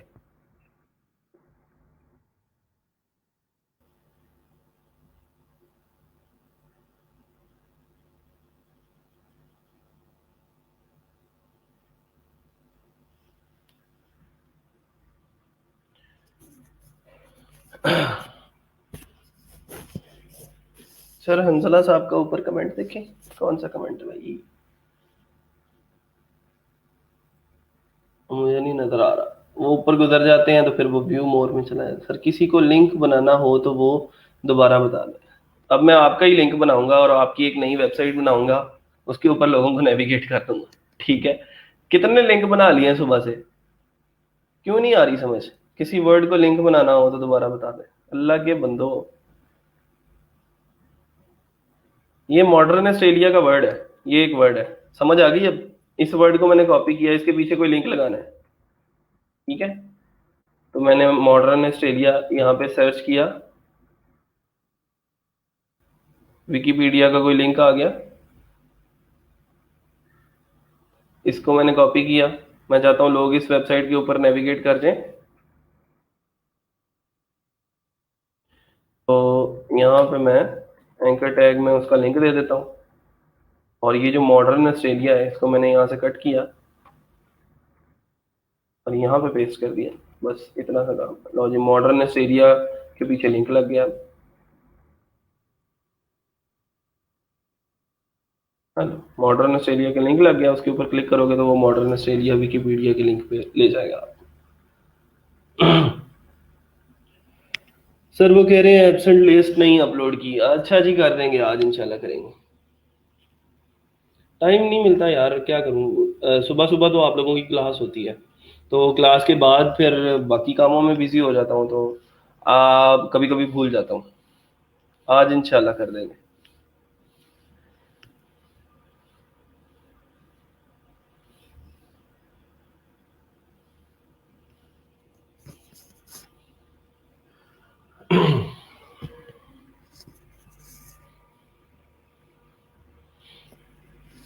अब किसी को कोई मसला है, कोई चीजें क्लियर नहीं हुई तो बता सकते हैं।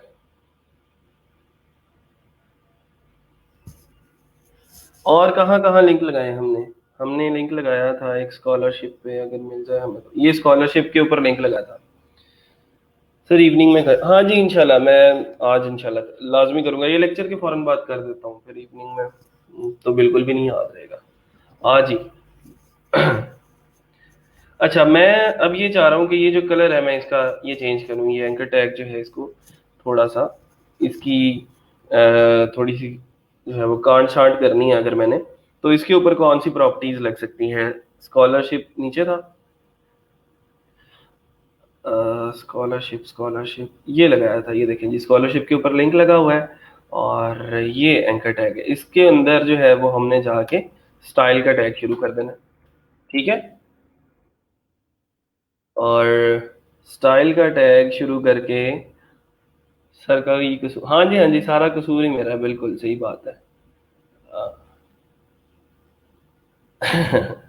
ठीक है ठीक है। अच्छा, स्टाइल का टैग शुरू करके मैंने इसका जो कलर है वो अगर चेंज करना चाहता हूँ तो मैं इसको हॉट पिंक कर देता हूँ, लेट्स सपोज। चेक करते हैं इसका कलर चेंज हुआ है या नहीं, तो देखें जरा उसका कलर जो है वो अब पिंक हो चुका है। लेकिन अब ये लगेगा नहीं कि ये लिंक है कोई। ठीक है। अच्छा, फिर इसके बाद एक हॉवर की प्रॉपर्टी होती है। अगर मैं उसको यहाँ पे टारगेट कर लूँ, इधर style dot C S S के अंदर, आप सीधा सीधा भी ए को टारगेट कर सकते हैं कि सारे के सारे ए टारगेट हों और उनका जो कलर है वो हो जाए जी हॉट पिंक। ठीक है। अच्छा, एक और प्रॉपर्टी है वो है एंकर टैग कॉलन होवर। जब इसको होवर करें, होवर का मतलब ये होता है कि इसके ऊपर जब कर्सर को लेके जाएं हम, तो तब क्या चेंजिंग आनी चाहिए। तो तब इसका हम कलर जो है वो कहते हैं कि लेट सपोज ब्लू कर दो। ब्लू तो ऑलरेडी होता है आई थिंक, तो हम ग्रीन करवा लेते हैं। ठीक है, और इसको हमने रिफ्रेश किया तो अभी इसको आईडी वगैरह असाइन की है? नहीं की। चले, कसूर तो बहुत बड़ा है, 60 है सर। अच्छा, वो वाला कसूर ठीक है। लेक्चर 5 प्लीज शेयर कर दें, 4 तक आपने किए हैं। हाँ जी अंदला साहब कर देंगे इंशाल्लाह। ठीक है। अच्छा, अब हम क्या करते हैं कि हम एंकर टैग्स जितने भी हैं उनको एक आईडी असाइन करते हैं। ठीक है, और उस आईडी के जरिए हम उसको कॉल कर लेते हैं। या फिर ये जो है ये एंकर टैग यहाँ पे लगा हुआ है, इसका कलर हमने हॉट पिंक कर दिया था। इसको मैं यहाँ से रिमूव करता हूँ।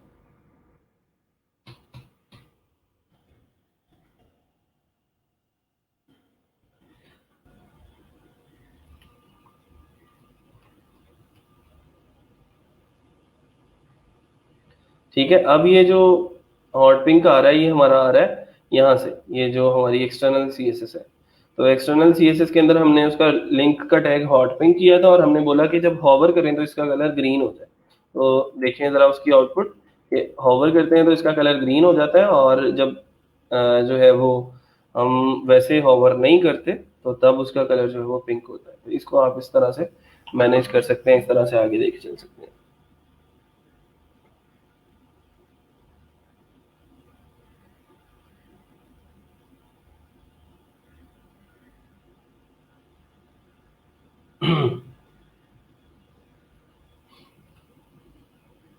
ये मैं सी एस एस की जितनी भी प्रॉपर्टीज हैं ये मैं गिटहब के ऊपर अपलोड कर देता हूँ। ठीक है, वो आप लोगों को मिल जाएंगी।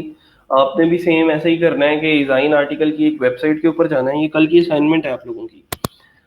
डिज़ाइन आर्टिकल की एक वेबसाइट के ऊपर से कोई भी टेक्स्ट आप कॉपी कर लें किसी भी टॉपिक के रिलेटेड, और उसका फॉर्मेटिंग जो है वो करके देखें ज़रा।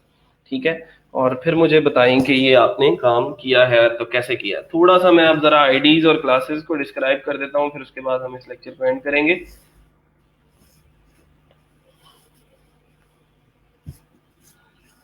आईडीज हम पढ़ चुके हैं, क्लासेस की बात करते हैं अब,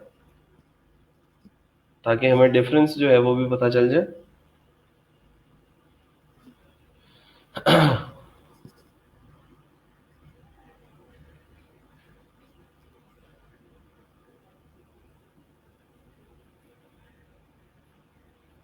अच्छा, पहले डिव के बारे में थोड़ा सा मैं आप लोगों को डिस्क्राइब कर देता हूँ। हमारे पास दो टैग्स हैं। एक टैग है स्पैन का, जो हमने ऑलरेडी पढ़ लिया, और एक टैग है हमारे पास डिव का। ठीक है। अच्छा, अब स्पैन एक इनलाइन एलिमेंट है। मैं वैसे ही लिख रहा हूं अब आप लोगों को समझाने के लिए। ठीक है। और ये जो डिव है ये एक ब्लॉक लेवल एलिमेंट है। मैंने आप लोगों को एक दफा एक चीज बताई थी, वो ये थी कि HTML के अंदर जितने भी एलिमेंट्स हैं उनकी कुछ प्रॉपर्टीज हैं। कुछ एलिमेंट्स ऐसे हैं जो अपने आगे दूसरे एलिमेंट्स को आने देते हैं और उनके आगे हम नेक्स्ट कुछ ना कुछ लिख सकते हैं। ठीक है। और यहाँ पे जैसे हम ये बात कर रहे हैं कि जी हमने ये एक हेडिंग दी H1 की, तो यहाँ पे वो हेडिंग खत्म हुई, तो ये इमेज यहाँ से ऊपर से क्यों नहीं शुरू हुआ। ठीक है। फिर उसके बाद नीचे आते हैं, ये हमारे पास ये एक लिस्ट आइटम थी। लिस्ट आइटम हमने यहाँ पे खत्म की, तो ये अगली लिस्ट आइटम यहाँ से क्यों नहीं शुरू हुई, ये अगली लिस्ट आइटम यहाँ से क्यों नहीं शुरू हुई। ठीक है। ये अगली लिस्ट आइटम यहाँ से क्यों नहीं शुरू हुई। तो मतलब ये है कि ये सारी की सारी जितने भी एलिमेंट्स हैं, हर एक एलिमेंट की एक प्रॉपर्टी है कि कुछ एलिमेंट्स ऐसे होते हैं जो उससे आगे एलिमेंट्स को आने देते हैं, और कुछ ऐसे होते हैं जो आगे अपने से आगे कोई और एलिमेंट नहीं आने देते। जैसे गवर्नमेंट है, तो गवर्नमेंट के आगे जितनी जगह है ये सारी खाली पड़ी है। लोकल गवर्नमेंट के आगे ये जितनी जगह है सारी खाली पड़ी है। पैराग्राफ यहाँ से क्यों नहीं शुरू हो गया। तो जो एलिमेंट्स अपने आगे किसी और एलिमेंट को नहीं आने देते उसको हम ब्लॉक लेवल एलिमेंट कहते हैं। ठीक है। ब्लॉक लेवल एलिमेंट वो होते हैं जो अपने मदार के अंदर अकेले होते हैं, अपनी लाइन के अंदर अकेले होते हैं, और हम उसी लाइन के आगे किसी और एलिमेंट को नहीं लिख सकते। कोई पैराग्राफ, कोई एंकर टेक्स्ट, कोई इमेज यहाँ पे नहीं आ सकता। ठीक है। अब यहाँ पे देखें जरा, ये एंकर टेक्स्ट यहाँ पे लगाया है, एक एलिमेंट ही था ना ये भी, लेकिन इसके आगे जो भी टेक्स्ट था वो इसी जगह से शुरू हो गया। इसने क्यों नहीं कहा कि जी ये जो फॉर है ये निचली लाइन से शुरू हो। ये भी तो कह सकता था ना कि मैं तो एंकर टैग हूं। ठीक है। तो फॉर जो है इसी लाइन से स्टार्ट हुआ है, इसका मतलब ये है कि अब जो है ये फॉर, ये जो स्कॉलरशिप है ये एक इनलाइन एलिमेंट है। ठीक है। और जो ब्लॉक लेवल एलिमेंट है वो अपनी लाइन के अंदर किसी और एलिमेंट को आने नहीं देता। यहां तक अगर किसी को ब्लॉक लेवल और इनलाइन एलिमेंट की समझ नहीं आई तो बता दें।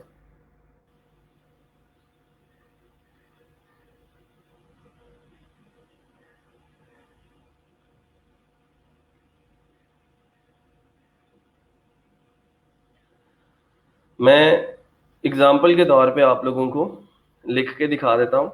यहाँ पे मैंने आई लव पाकिस्तान लिखा जी।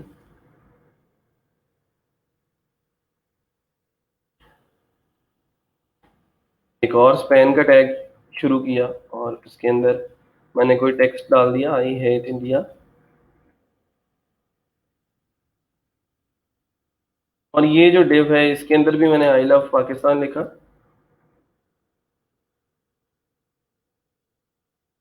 और इसके आगे भी एक डिव शुरू किया, उसके अंदर भी मैंने आई हेट इंडिया लिख लिया। इन दोनों के जो बिहेवियर्स हैं उनको, उनके दरमियान में जो फर्क है उसको वाजे करने के लिए मैं आपको ये एग्जांपल दे रहा हूँ। रिफ्रेश करते हैं तो देखिए जरा, आई लव पाकिस्तान और आई लव पाकिस्तान जो ऊपर वाला था, वो दोनों आई लव पाकिस्तान और आई हेट इंडिया जो मैंने स्पैन के अंदर लिखे थे, वो दोनों एक ही लाइन में आ गए।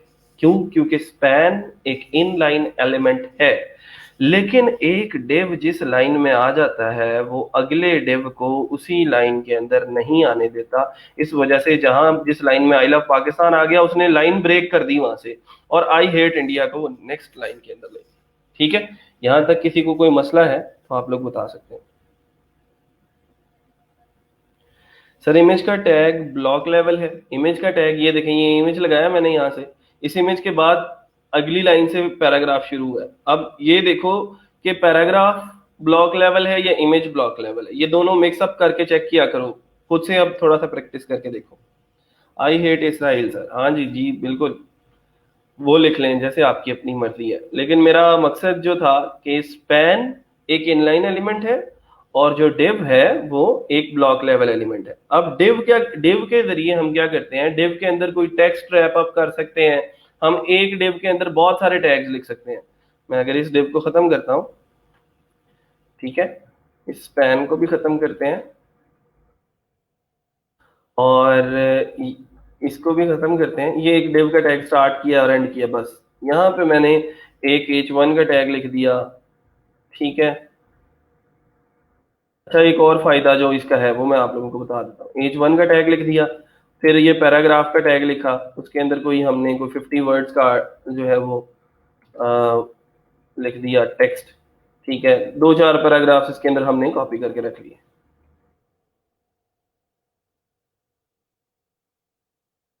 ये दो चार पैराग्राफ्स मैंने लिख लिए यहाँ पे। अब उसका आउटपुट जो है रिफ्रेश हो जा, ये आउटपुट आ गया आपका।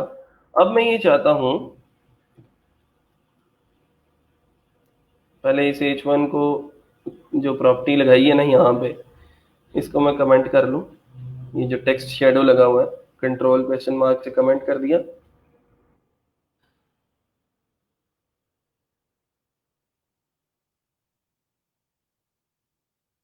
और भी लगाया कहीं?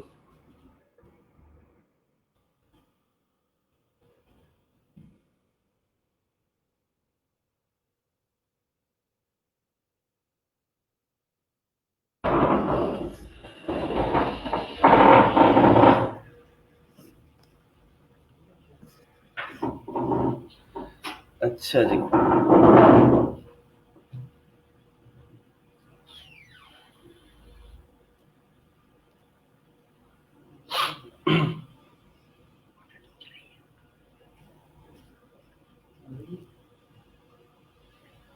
अब मैं ये चाहता हूँ कि ये जो डिव के अंदर मैंने जितने भी एलिमेंट्स रखे हैं इन सबको मैं कलेक्टिवली कोई प्रॉपर्टी लगाना चाहता हूँ। एक काम तो ये था ना कि हमने बार बार h1 में गए उसको अलग से टारगेट किया, पैराग्राफ में गए उसको अलग से टारगेट किया, इस पैराग्राफ को अलग से टारगेट किया। अब इस डिव के अंदर मल्टीपल एलिमेंट्स को जब हमने एग्जैक्टली सेम प्रॉपर्टी लगानी होती है, तो मैं इसके डिव के स्टाइल में जाता हूँ और मैं इसका कलर जो है वो चेंज कर देता हूँ। कलर जो है वो मैं इसका पिंक कर देता हूँ। ठीक है, तो तब उस सेक्शन के अंदर, उस डिव के अंदर जितने भी एलिमेंट्स आ गए सारे के सारे वो जो है वो पिंक हो जाएंगे।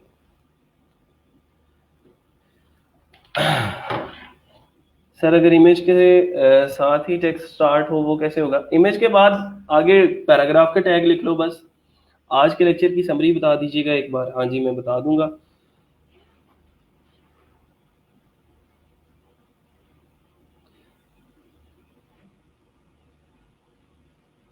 अच्छा, अब ये जो फजूल बहस है ना, ये इसे इज्तनाब करें। जो लेक्चर के अकॉर्डिंग आप लोगों को कमेंट्स हैं, जो आप लोगों की जितनी भी क्यूरीज हैं मैं उसको एंटरटेन करूंगा। अगर आप लोगों के टॉपिक्स कुछ और हैं, कुछ और इंटेंशंस हैं, तो आप लोग जा सकते हैं, मैं फौरन आप लोगों को ग्रुप से निकाल सकता हूँ।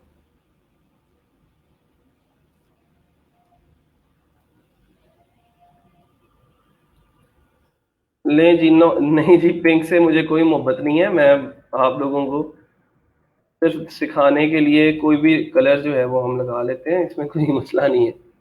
ठीक है, अच्छा डिव के अंदर बाकी सारे जो हैं जितने भी हमने एलिमेंट्स डाले उनको हमने जब कलेक्टिवली टारगेट किया तो हमने उसको रेड कर दिया। तो डिव और स्पैन, इसी तरह स्पैन है। स्पैन एक इनलाइन एलिमेंट है, लेकिन उसका भी जो मेन मकसद है वो यही है कि आप उसके ज़रिए जो है वो मुख्तलिफ एलिमेंट्स को उसके अंदर इनक्लोज करके आप जो है कलेक्टिवली उनके ऊपर प्रॉपर्टीज लगा सकते हैं। ठीक है, आप एक स्पैन के टैग के अंदर मल्टीपल एलिमेंट्स H1 भी लगाएं आप उसके अंदर, आप उसके अंदर जो है वो इमेज भी लगाएं, आप उसके अंदर टेक्स्ट एंकर टेक्स्ट भी लगाएं, सारी की सारी आप उसके अंदर चीज़ें जो है वो लेके आ सकते हैं। अच्छा, फिर एक सवाल आ रहा था कि सर वीडियो कैसे एम्बेड कर सकते हैं हम अपने डॉक्यूमेंट के अंदर। ठीक है, तो वीडियो के लिए मैं एक टैग है वो बता देता हूँ, उसका नाम है आई फ्रेम।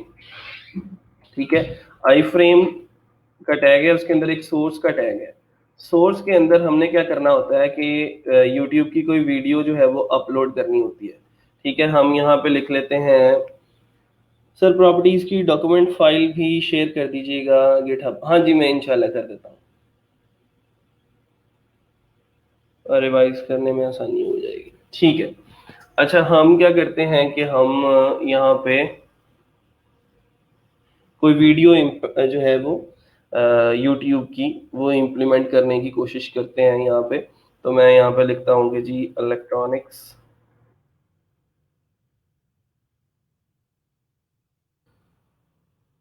Engineering YouTube.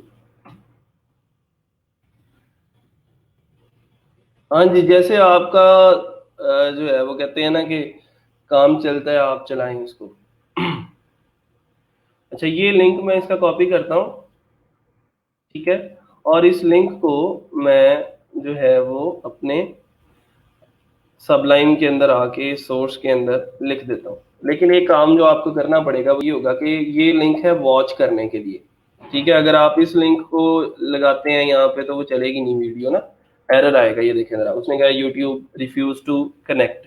ठीक है, इससे बचने के लिए ये इतना हिस्सा इस लिंक का जो है वॉच क्वेश्चन मार्क और ये वी इक्वल टू सब, ये खत्म कर देना है आपने, और यहाँ पे लिखना है इम्बेड। ठीक है, इम्बेड डाल के आपने इम्बेड के फौरन बाद एक स्लैश लगा देनी है, तो वो वीडियो जो है वो हमारे डॉक्यूमेंट के अंदर इम्बेड हो जाएगी और यहाँ पे जो है वो प्ले करना शुरू हो जाएगी वीडियो। तो ये देखें जी, अब वो वीडियो जो हमने यहाँ से यूट्यूब से उठाई थी वो यहाँ पे प्ले हो रही है। अब इसकी विड्थ और हाइट वगैरह आप लोगों की अब अपनी मर्जी है, आपने उसकी विड्थ और हाइट को कैसे सेटअप करना है। ठीक है, यहाँ पे आप उसकी विड्थ की भी प्रॉपर्टी लगा सकते हैं। विड्थ मैं इसकी 100% कर देता हूँ। ठीक है, विड्थ 100% हो गई। फिर उसके बाद इसकी हाइट को मैनेज कर लें। एच आई हाइट जो है वो हम इसकी कर देते हैं लेट सपोज 400 पिक्सल्स। हाँ जी, हाँ जी, इमेज इधर से भी लगा सकते हैं, आपकी अपनी मर्जी। लो जी, अब हमारे डॉक्यूमेंट के अंदर एक वीडियो भी एम्बेड हो चुकी है। आई थिंक सो कि वीडियो लगाना भी अब आप लोगों को आ गया होगा, कोई इतना मुश्किल काम नहीं है। सिंपल वॉच की बजाय हम यहाँ पे एम्बेड लिखेंगे और बाकी अगला जो यूजर नेम है वो यही रहेगा। सेम वही तरीका है जो इमेज लगाने का तरीका है। सिंपल आपने उसकी जो एक्सटेंशन है, जैसे हम वहाँ पे .png या .jpg करते थे, यहाँ पे आपने वीडियो की जो भी एक्सटेंशन है वो आप लोग लगा सकते हैं।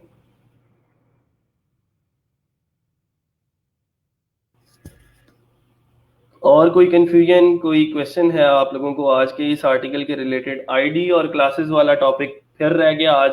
कल को इंशाल्लाह हम आईडीज को और क्लासेस को डिस्कस करते ही वर्डप्रेस पे मूव ऑन कर जाएंगे, और कल को इंशाल्लाह वर्डप्रेस इंस्टॉलेशन का एक लेक्चर होगा, और कल से इंशाल्लाह हम वर्डप्रेस इंस्टॉल करके वर्डप्रेस के ऊपर काम करना शुरू कर देंगे। आज के लिए इतना ही, इंशाल्लाह मिलते हैं छोटी सी ब्रेक के बाद। अपना और अपने घर वालों का ख्याल रखिएगा और इन चीज़ों को इम्प्लीमेंट करना मत भूलिएगा। मैं कोड आप अपलोड कर देता हूँ ग्रुप के अंदर, उसको प्रैक्टिस करें। आप लोगों को सारी की सारी चीज़ें समझ में आ जाएंगी। पीसी से लगा के देखें यार, खुद भी कुछ किया करें ना, थोड़ा सा खुद से ट्राई करके देखें हम। ठीक है, और खुद से इम्प्लीमेंट करके देखें पिक्चर। आज के लिए इतना ही, इंशाल्लाह मिलते हैं छोटी सी ब्रेक के बाद। अल्लाह हाफिज़।